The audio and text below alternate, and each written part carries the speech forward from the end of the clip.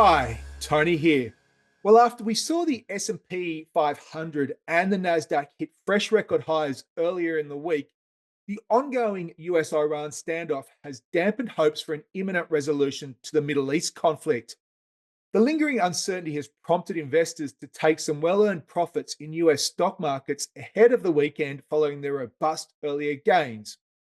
Locally, the ASX 200 is on track to finish this week roughly 2% lower around the 87.70 level. It's been weighed down by stock specific weakness, particularly in the healthcare and financial sectors. Looking ahead to next week, and aside from updates coming from the Middle East, attention will turn to a crucial inflation update in Australia that comes just a few days ahead of the next RBA board meeting. Elsewhere, there is a busy lineup of central bank meetings.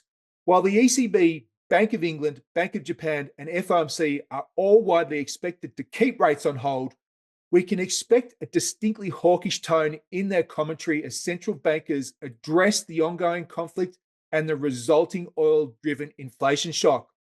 Finally, next week also features eagerly anticipated earnings reports from tech giants Amazon, Microsoft, Meta, Alphabet, and Apple. That's all for now. Stay tuned for more market updates next week.